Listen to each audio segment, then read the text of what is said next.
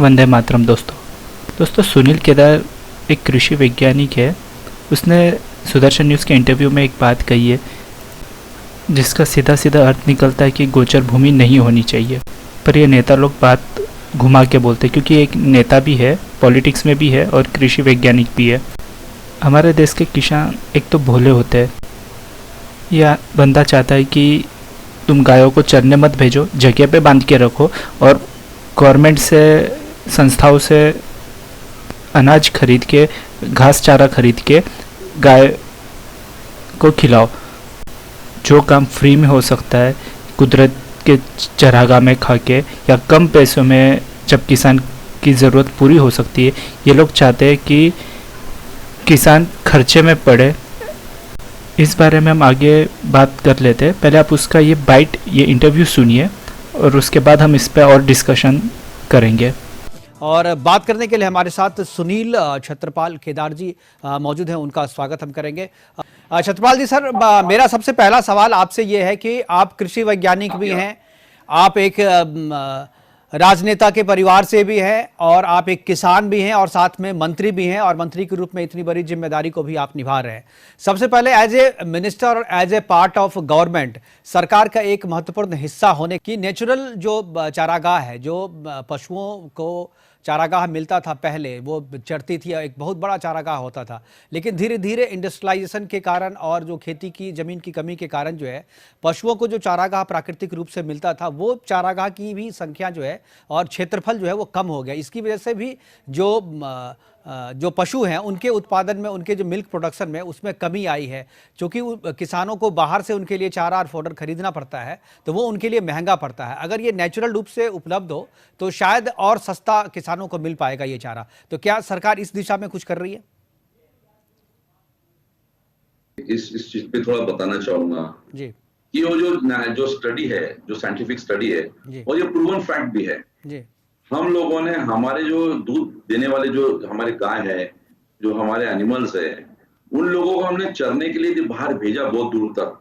तो जो चारा वो दिन भर में खाती है, उस चारा की एनर्जी उसके जाने आने में खर्च हो जाती है, और दूध के लिए और बाकी चीज के लिए उसके ऊपर जो स्टॉल फीडिंग वाले एनिमल होते हैं, जिनको बैठ के चारा खिलाया जा सकता है, वो ज्यादा दूध और अच्छा दूध और हेल्दी रहते हैं।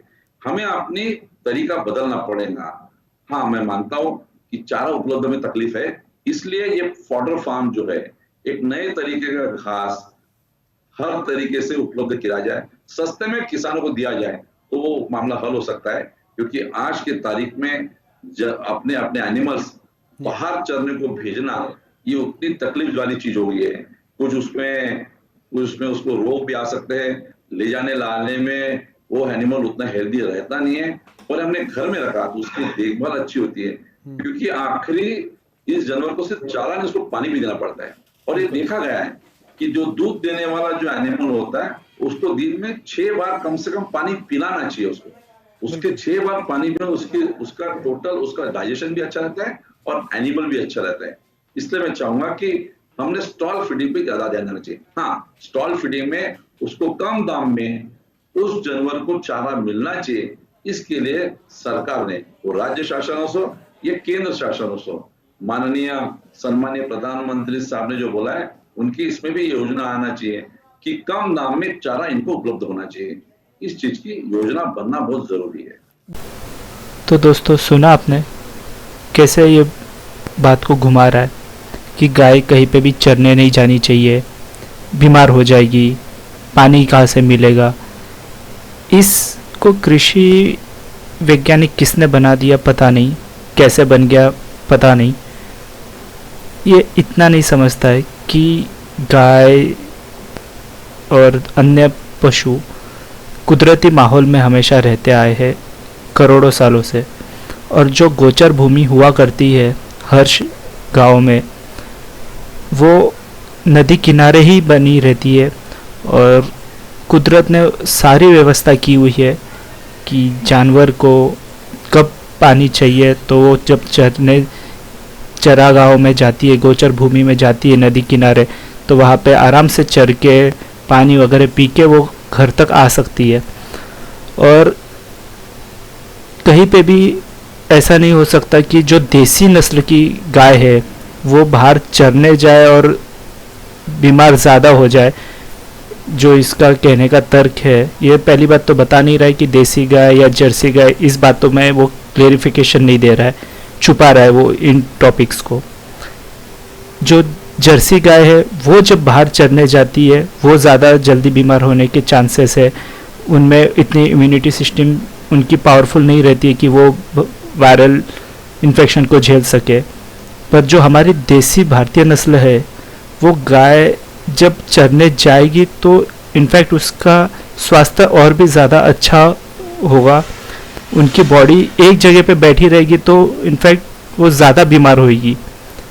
तो ये जो भी नेचुरल प्रोसेस है उसके अपोजिट काम करवा रहा है किसानों से या डेयरी फार्मर्स से कि गाय को जगह पे ही बंद के रखो।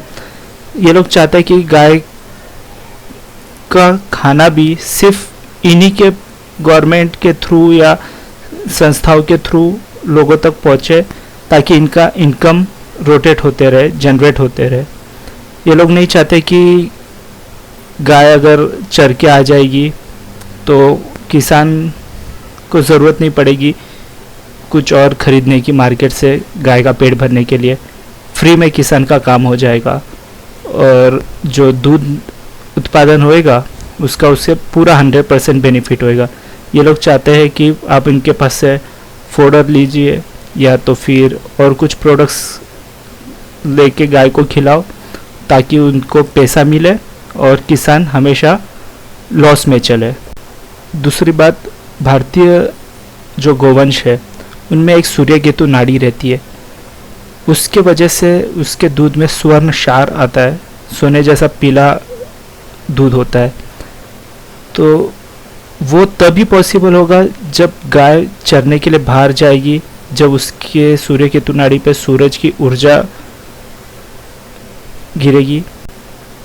इससे साफ पता चलता है कि इस नेता का, इस वैज्ञानिक जो कृषि वैज्ञानिक भी और एक पार्टी का नेता भी है, इनकी मंशा है कि देश बर्बाद हो, गोवंश बर्बाद हो, किसान कर्जे में हमेशा डूबा रहे इनके फोल्डर्स खरीद के।